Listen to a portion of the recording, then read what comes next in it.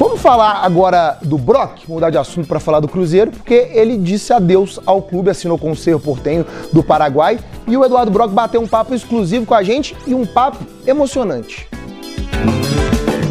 Tu tá brincando, quer falar?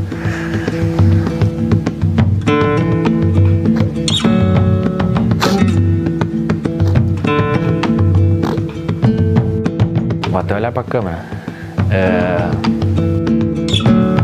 Não sei se é tudo que um jogador pode viver, mas olha, uma grande parte ou quase tudo que pode se passar de coisas ruins e boas, eu passei aqui dentro do Cruzeiro. Pênalti pro América! E cartão vermelho pro Eduardo Brock. Pro meio, Brock! Gol do capitão do Cruzeiro! Eduardo Brock! Eu lembro de uma cena que eu saio do estádio, tem um torcedor na porta do ônibus assim. E aí quando eu passei, o cara começou a falar: tu é muito ruim, tu é muito ruim. Cruzeiro e Operário, Série B do Campeonato Brasileiro, rodada de número 24. E ali tu viu que a pressão, todo aquele clima, tu sentia isso, não só dentro do clube, mas tu sentia em torno do estádio, sabe? Pênalti bem marcado, bom trabalho do VAR. E aquele ali foi um dia que a minha esposa me ligou e disse: cara, tenha calma, paciência, pensa bem. Aquele dia pode ter sido um dia que eu pensei assim, cara, de repente seja melhor eu sair, ou seria o melhor, né, pra todo mundo. Olha lá o Brock, foi titular na zaga do Cruzeiro no ano passado, agora tá brigando aí por posição nesse ano. A gente foi ameaçado, mas como a paixão pelo clube sempre foi imensa, ele não desistiu. Eduardo Brock, uma pancada com a canhota! Eu sempre procurei fazer, foi respeitar muito a camisa do Cruzeiro, vestir com muita garra.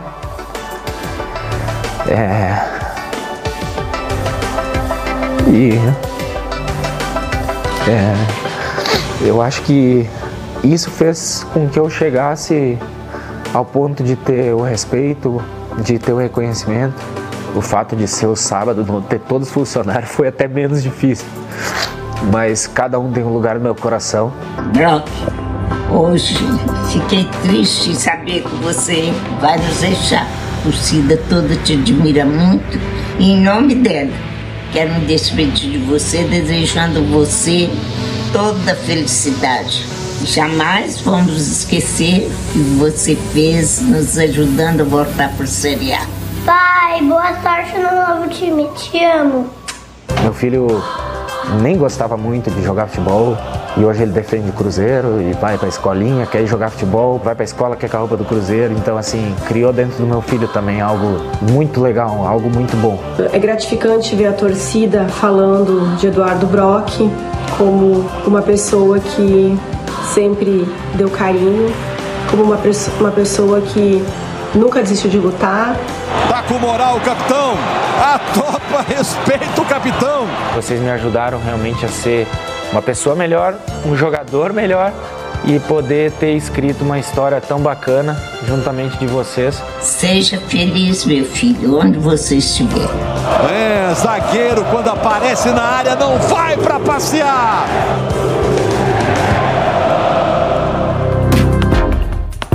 Sucesso pro Brock no Paraguai, que além de tudo é um cara muito gente boa. O Cruzeirense ficou triste que perdeu o Brock, mas ficou ainda mais triste porque o Cruzeiro perdeu a liderança do Grupo C do Campeonato Mineiro, porque teve jogo ontem, fechando a 6ª rodada. O Democrata de Governador Valadares venceu e assumiu a ponta do Grupo C. A vitória foi sobre o Pouso Alegre no Mamudão. O único gol da partida foi esse aí.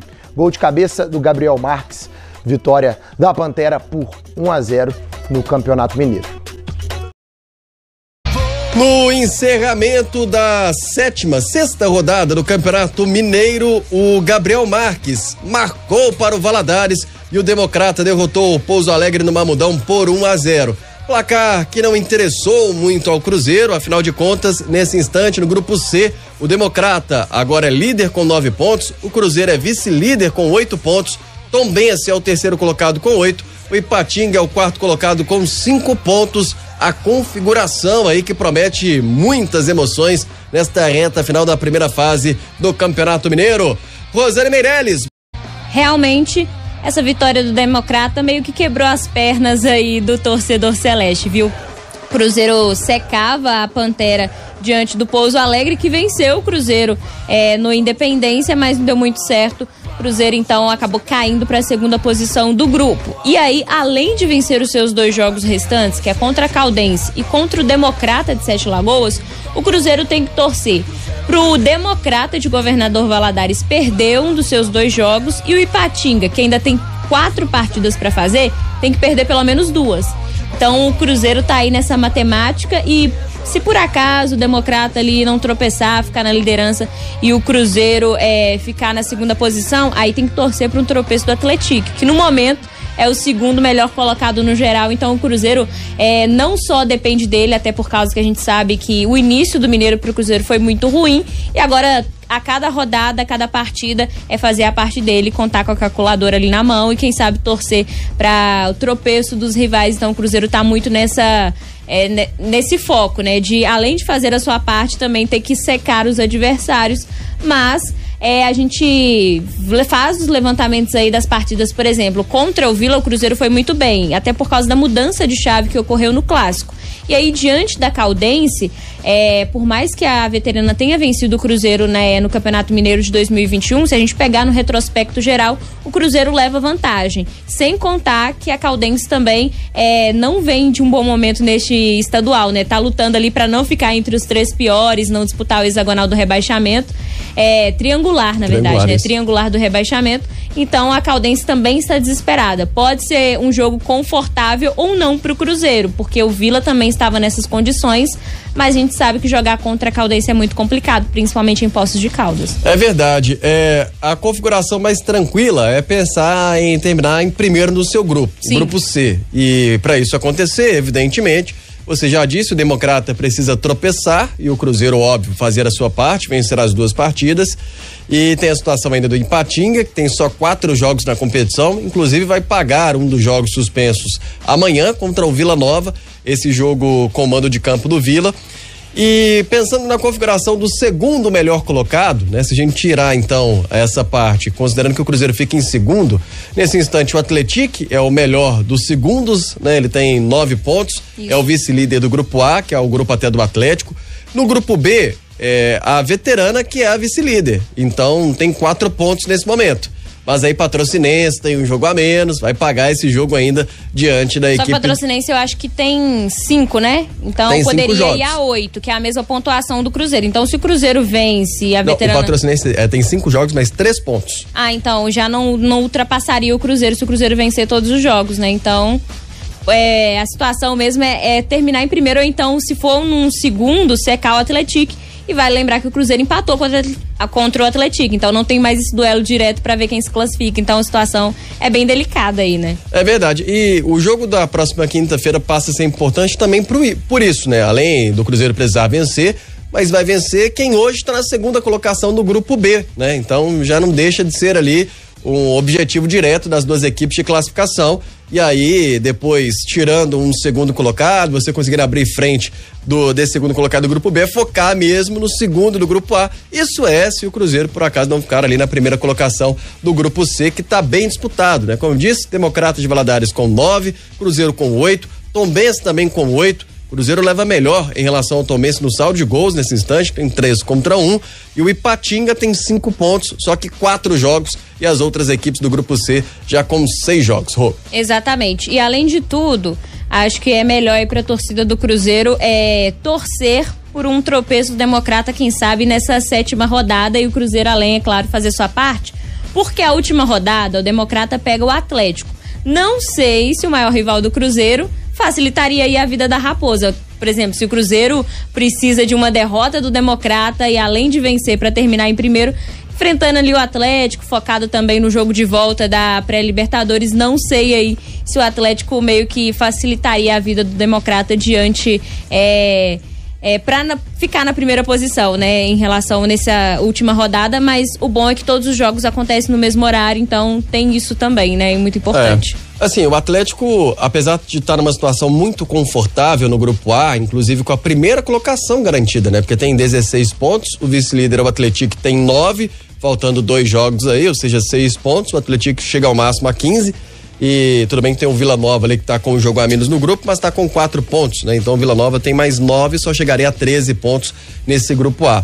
Apesar de ter garantido a primeira colocação do grupo, ele ainda não garantiu a primeira colocação geral, o Atlético, né? Então ainda tem coisas a serem disputadas e tem um clássico já no próximo final de semana, e isso pode dizer muito, né, do que o Atlético vai chegar para a última rodada diante do Democrata, qual vai ser o objetivo, já vai estar mesmo bem garantido com essa primeira colocação ou não, porque voltou a ser bastante importante, né, essa primeira colocação geral. As equipes melhores colocadas vão para a semifinal e depois para a decisão, com a vantagem de jogar por 2 resultados iguais. É isso, então falando agora sobre esse duelo contra a equipe da Caldense na quinta às 4:30 da tarde, o técnico Paulo Pessolano, né, vem aí recuperando atletas. Por exemplo, no último jogo, o Matheus Vital se recuperou de lesão, voltou a ficar à disposição, entrou no segundo tempo da partida, inclusive fez um gol, o 4º gol ali, fechando então um placar a favor do Cruzeiro. Ele é o nosso convidado aqui no Super FC, ele fala que passou momentos difíceis no DM, viu?